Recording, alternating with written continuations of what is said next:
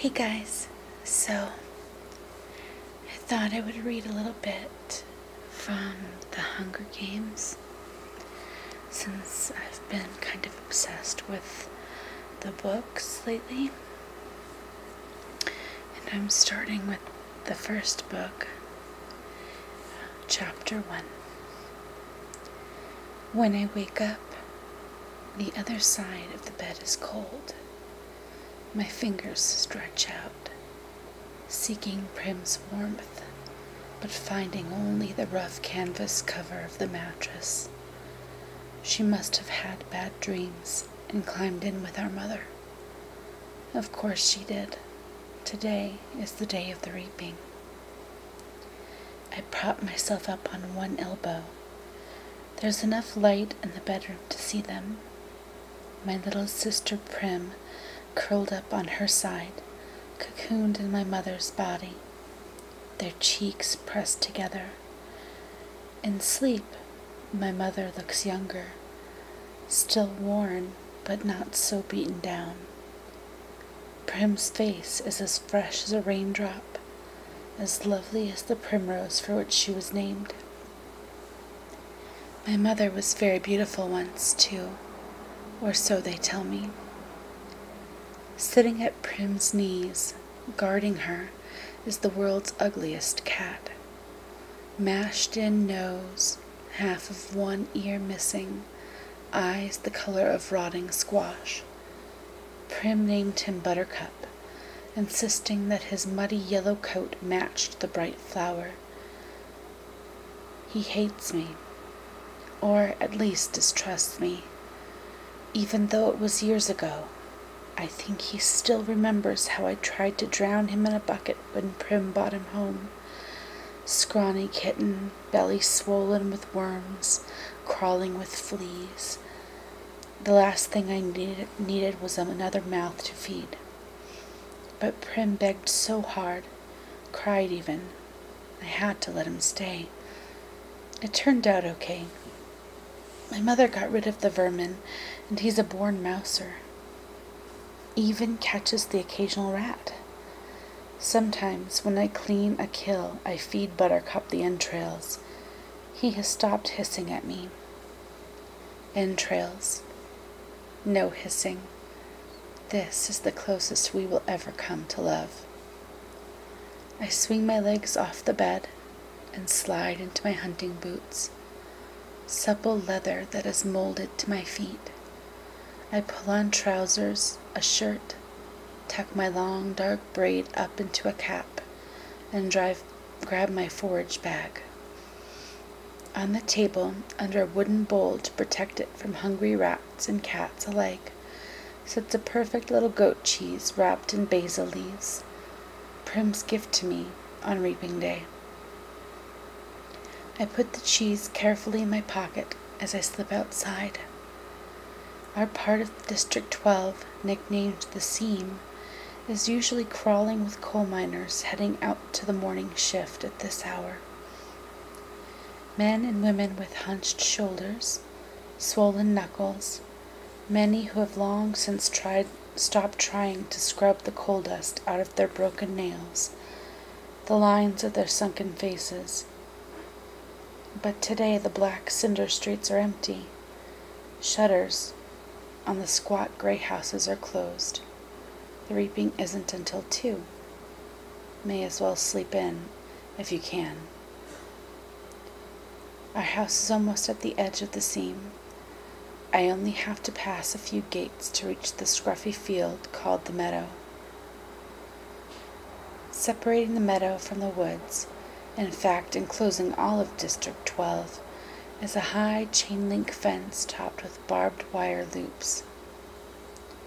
In theory, it's supposed to be electrified 24 hours a day, as a deterrent to the predators that live in the woods. Packs of wild dogs, lone cougars, bears that used to threaten our streets. But since we're lucky to get 2 or 3 hours of electricity in the evenings, it's usually safe to touch. Even so, I always take a moment to listen carefully for the hum that means the fence is live. Right now, it's silent as a stone. Concealed by a lump of bushes, I flatten out my belly and slide under a 2-foot stretch that's been loose for years. There are several other weak spots in the fence, but this one is so close to home that I almost always enter the woods here. As soon as I'm in the trees, I retrieve a bow and sheath of arrows from a hollow log. Electrified or not, the fence has been successful at keeping the flesh eaters out of District 12. Inside the woods they roam freely, and there are added concerns like venomous snakes, rabid animals, and no real paths to follow. But there's also food, if you know how to find it. My father knew, and he taught me some before he was blown to bits in a mine explosion.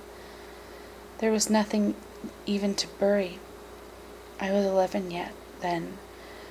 5 years later, I still wake up screaming for him to run. Even though trespassing in the woods is illegal, and poaching carries the severest of penalties, more people would risk it if they had weapons. But most are not bold enough to venture out with just a knife. My bow is a rarity, crafted by my father, along with a few others that I keep well hidden in the woods, carefully wrapped in waterproof covers. My father could have made good money selling them, but if the officials found out, he would have been publicly executed for inciting a rebellion. Most of the peacekeepers turn a blind eye to the few of us who hunt because they're as hungry for fresh meat as anybody is. In fact, they're among our best customers. But the idea that someone might be arming the scene would never have been allowed. In the fall, a few brave souls sneak into the woods to harvest apples, but always in sight of the meadow, always close enough to run back to the safety of District 12 if trouble arises. District 12, where you can starve to death in safety, I mutter. Then I glance quickly over my shoulder. Even here, even in the middle of nowhere, you worry someone might overhear you. When I was younger, I scared my mother to death. The things I would blurt out about District 12, about the people who rule our country, Panem, from the far-off city called the capital. Eventually, I understood this would only lead us to more trouble, so I learned to hold my tongue and to turn my features into an indifferent mask so that no one could ever read my thoughts. Do my work quietly in school, make only polite small talk in the public market, discuss little more than trades in the hob, which is the black market where I make most of my money. Even at home, where I am less pleasant, I avoid discussing tricky topics, like the reaping, or food shortages, or the Hunger Games. Prim might begin to repeat my words, and then where would we be?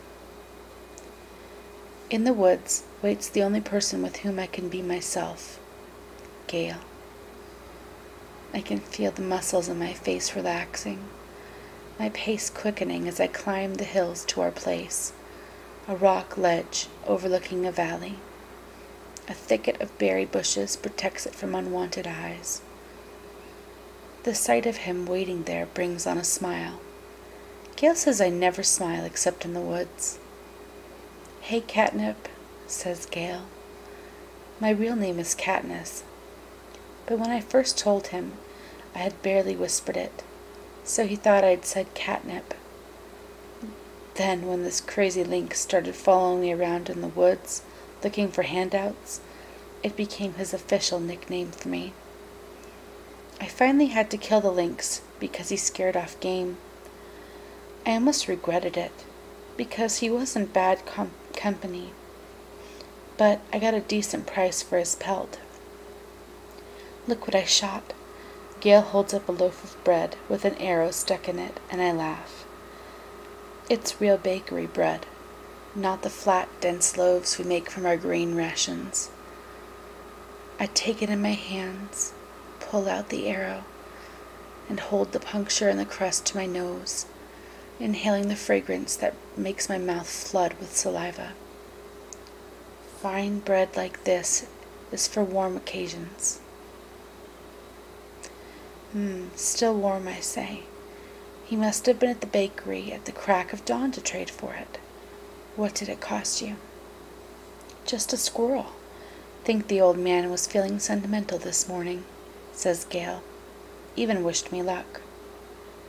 Well, we all feel a little closer today, don't we? I say, not even bothering to roll my eyes. Prim left us a cheese. I pull it out. His expression brightens at the treat. Thank you, Prim. We'll have a real feast. Suddenly he falls into a capital accent as he mimics Effie Trinket, the maniacally upbeat woman who arrives once a year to read out names at the reaping. I almost forgot. Happy Hunger Games. He plucks a few blackberries from the bushes around us. And may the odds. He tosses a berry in a high arc toward me. I catch it in my mouth and break the delicate skin with my teeth.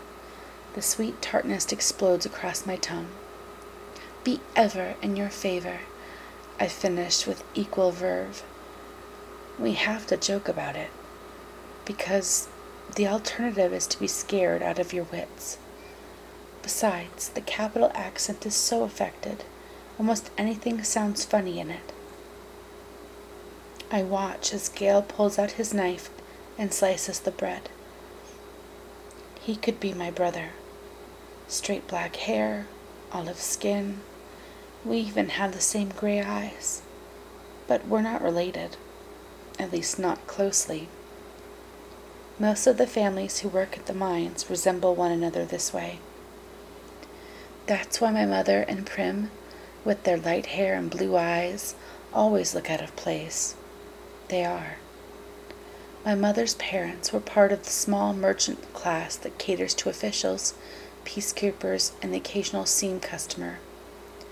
They ran an apothecary's shop in the nicer part of District 12. Since almost no one can afford doctors, apothecaries are our healers. My father got to know my mother because on his hunts he would sometimes collect medicinal herbs and sell them to her shop to be brewed into remedies. She must have really loved him to leave her home for the seam. I try to remember that when all I see is the woman who sat by, blank and unreachable, while her children turned to skin and bones. I tried to forgive her for my father's sake, but, to be honest, I'm not the forgiving type. Gale spreads the bread slices with the soft goat cheese, carefully placing a basil leaf on each while I strip the bushes of their berries.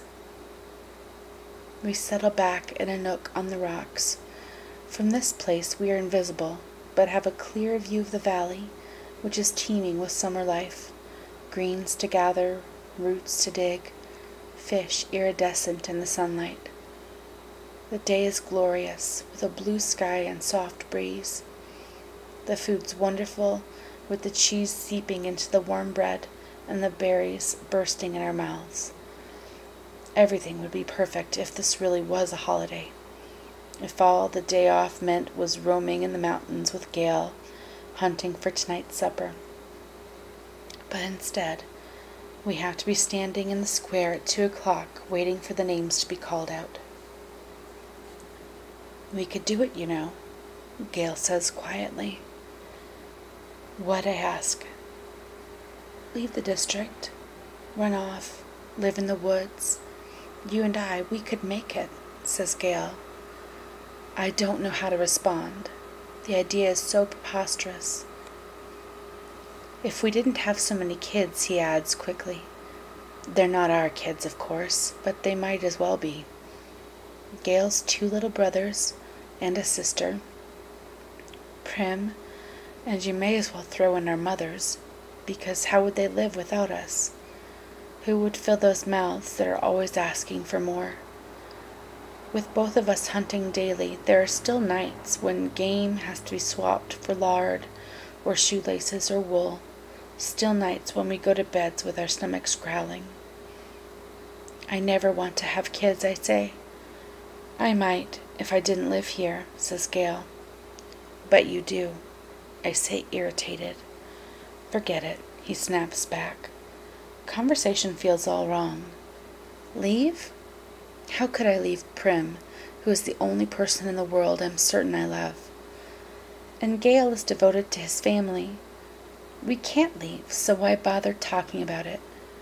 And even if we did, where did this stuff about having kids come from? There's never been anything romantic between Gail and me.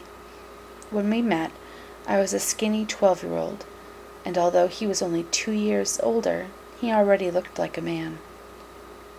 It took a long time for us to even become friends, to stop haggling over every trade and begin helping each other out. Besides, if he wants kids, Gail won't have any trouble finding a wife. He's good-looking, he's strong enough to handle the work in the mines, and he can hunt. You can tell by the way the girls whisper about him when he walks by in school that they want him. It makes me jealous, but not for the reason people would think. Good hunting partners are hard to find. What do you want to do, I ask. We can hunt, fish, or gather. Let's fish at the lake. We can leave our poles and gather in the woods. Get something nice for tonight. He says, tonight. After the reaping, everyone is supposed to celebrate, and a lot of people do, out of relief that their children have been spared another year. But at least 2 families will pull their shutters, lock their doors, and try to figure out how they will survive the painful weeks to come. We make out well. The predators ignore us on a day when easier, tastier prey abounds. By late morning, we have a dozen fish, a bag of greens, and best of all, a gallon of strawberries. I found the patch a few years ago, but Gail had the idea to string mesh nets around it to keep out the animals. On the way home, we swing by the Hob, the black market that operates in an abandoned warehouse that once held coal. When they came up with a more efficient system that transported the coal directly from the mines to the trains, the Hob gradually took over the space. Most businesses are closed by this time on reaping day, but the black market's still fairly busy. We easily trade 6 of the fish for good bread, the other 2 for salt. Greasy Say, the bony old woman who sells bowls of hot soup from a large kettle, takes half the greens off our hands in exchange for a couple chunks of paraffin. We might do a tad better elsewhere, but we make an effort to keep on good terms with Greasy Say. She's the only one who can consistently be counted on to buy wild dog. We don't hunt them on purpose, but if you're attacked and you take out a dog or 2, well, meat is meat. Once it's in the soup, I'll call it beef, Greasy Say says with a wink. No one in the seam would turn up their nose at a good leg of wild dog, but the peacekeepers who come to the Hob can afford to be a little choosier. When we finish our business at the market, we go to the back door of the mayor's house to sell half the strawberries, knowing he has a particular fondness for them and can afford our price. The mayor's daughter, Madge, opens the door. She's in my year at school. Being the mayor's daughter, you'd expect her to be a snob, but she's all right. She just keeps to herself. Like me. Since neither of us really has a group of friends, we seem to end up together for a lot at school.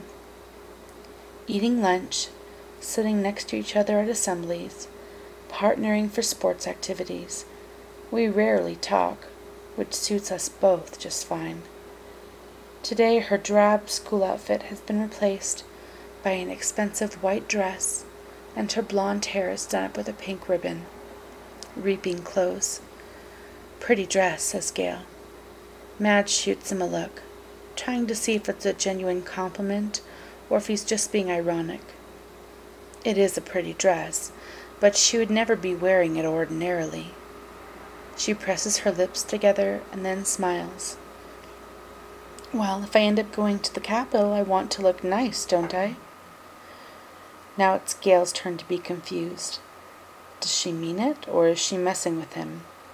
I'm guessing the second. "You won't be going to the Capitol," says Gail coolly. His eyes land on a small circular pin that adorns her dress. Real gold, beautifully crafted. It could keep a family in bread for months. What can you have? 5 entries? I had 6 when I was just 12 years old. That's not her fault, I say. No, it's no one's fault, just the way it is, says Gail. Madge's face has become closed off. She puts the money for the berries in my hand. Good luck, Katniss. You too, I say, and the door closes. We walk toward the seam in silence. I don't like that Gale took a dig at Madge, but he's right, of course. The reaping system is unfair, with the poor getting the worst of it. You become eligible for the reaping the day you turn 12. That year, your name is entered once. At 13, twice, and so on until you reach the age of 18, the final year of eligibility, when your name goes into the pool 7 times. That's true for every citizen in all 12 districts in the entire country of Panem. But here's the catch. Say you are poor and starving, as we were. You can opt to add your name more times in exchange for a tesserae. Each tessera is worth a meager year's supply of grain and oil for one person. You may do this for each of your family members as well. So, at the age of 12, I had my name entered 4 times. Once because I had to, and 3 times for the grain and oil for myself, Prim, and my mother. In fact, every year I have needed to do this, and the entries are cumulative. So now, at the age of 16, my name will be in the reaping 20 times. Gale, who is 18, and has been either helping or single-handedly feeding a family of 5 for 7 years, will have his name in 42 times. You can see why someone like Madge, who has never been at risk of needing a tessera, can set him off. The chance of her name being drawn is very slim, compared to those of us who live in the seam. Not impossible, but slim. And even though the rules were set up by the Capitol, not the districts, certainly not Madge's family, it's hard not to resent those who don't have to sign up for tesserae. Gale knows his anger at Madge is misdirected. On other days, deep in the woods, I've listened to him rant about how the tesserae are just another tool to cause misery in our district. A way to plant hatred between the starving workers of the seam and those who can generally count on supper, and thereby ensure we will never trust one another. It's to the Capitol's advantage to have us divided among ourselves, he might say, if there were no ears to hear but mine. If it wasn't reaping day, if a girl with a gold pin and no tesserae had not made what I'm sure she thought was a harmless comment. As we walk, I glance over at Gale's face, still smoldering underneath his stony expression. His rages seem pointless to me, although I never say so. It's not that I don't agree with him. I do. But what good is yelling about the Capitol in the middle of the woods? It doesn't change anything. It doesn't make things fair. It doesn't fill our stomachs. In fact, it scares off the nearby game. I let him yell, though. Better he does it in the woods than in the district. Gale and I divide our spoils, leaving 2 fish, a couple of loaves of good bread, greens, a quart of strawberries, salt, paraffin, and a bit of money for each. See you in the square, I say. Wear something pretty, he says flatly. At home, I find my mother and sister are ready to go. My mother wears a fine dress from her apothecary days. Prim is in my first reaping outfit, a skirt and ruffled blouse. It's a bit big on her, but my mother has made it stay with pins. Even so, she's having trouble keeping the blouse tucked in at the back. A tub of warm water waits for me. I scrub off the dirt and sweat from the woods, and even wash my hair. To my surprise, my mother has laid out one of her own lovely dresses for me, a soft blue thing with matching shoes. "Are you sure?" I ask. I'm trying to get past rejecting offers of help from her. For a while I was so angry I wouldn't allow her to do anything for me, and this is something special. Her clothes from her past are very precious to her. "Of course. Let's put your hair up too," she says. I let her towel dry it and braid it up on my head. I can hardly recognize myself in the cracked mirror that leans against the wall. "You look beautiful," says Prim in a hushed voice. "And nothing like myself," I say. I hug her, because I know that these next few hours will be terrible for her. Her first reaping. She's about as safe as you can get, since she's only answered once. I wouldn't let her take out any tesserae, but she's worried about me, that the unthinkable might happen. I protect Prim in every way I can, but I'm powerless against the reaping. The anguish I always feel when she's in pain wells up in my chest and threatens to register on my face. I notice her blouse has been pulled out of her skirt in the back again, and force myself to stay calm. "Tuck your tail in, little duck," I say, smoothing the blouse back in place. Prim giggles and gives me a small quack. "Quack yourself," I say, with a light laugh, the kind only Prim can draw out of me. "Come on, let's eat," I say, and plant a quick kiss on the top of her head. The fish and greens are already cooking in a stew, but that will be for supper. We decide to save the strawberries and bakery bread for this evening's meal, to make it special, we say. Instead, we drink milk from Prim's goat, Lady, and eat the rough bread made from the tessera grain, although no one has much appetite anyway. At 1 o'clock we head for the square. Attendance is mandatory unless you're in death's door. This evening, officials will come around and check to see if this is the case. If not, you'll be imprisoned. It's too bad, really, that they hold the reaping in the square, one of the few places in District 12 that can be pleasant. The square is surrounded by shops, and on public market days, especially if there's good weather, it has a holiday feel to it. But today, despite the bright banners hanging on the buildings, there's an air of grimness. The camera crews perched like buzzards on rooftops only add to the effect. People file in silently and sign in. The reaping is a good opportunity for the Capitol to keep tabs on the population as well.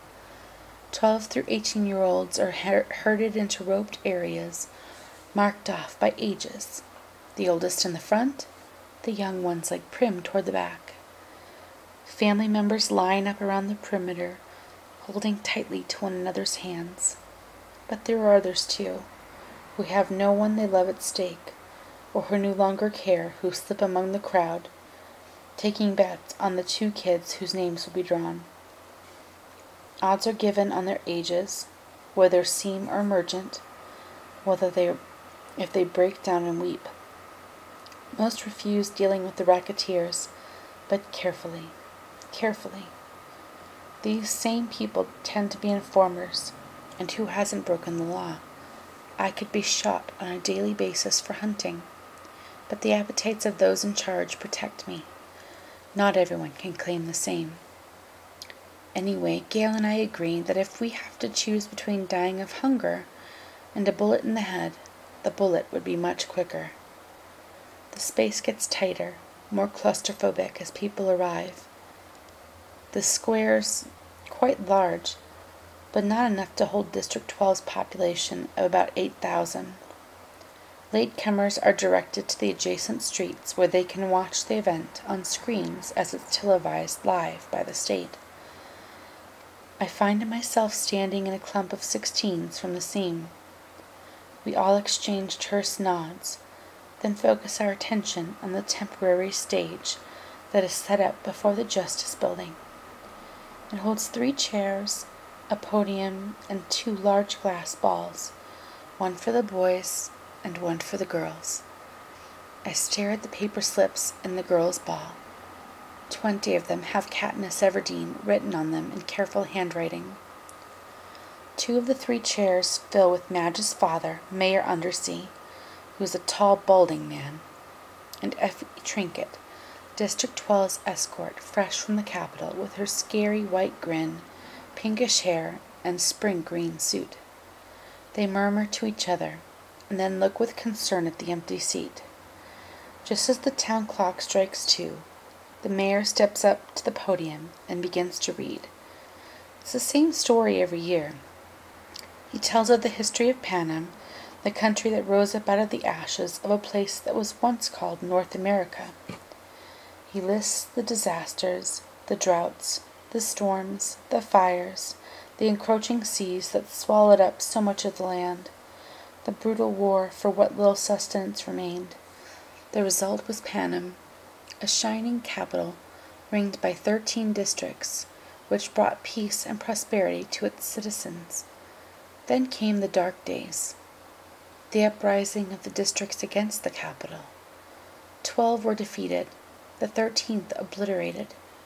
The Treaty of Treason gave us new laws to guarantee peace, and as our yearly reminder that the dark days must never be repeated, it gave us the Hunger Games. The rules of the Hunger Games are simple. In punishment for the uprising, each of the 12 districts must provide 1 girl and 1 boy, called tributes, to participate. The 24 tributes will be imprisoned in a vast outdoor arena that could hold anything from a burning desert to a frozen wasteland. Over a period of several weeks, the competitors must fight to the death. The last tribute standing wins, taking the kids from our districts, forcing them to kill one another while we watch.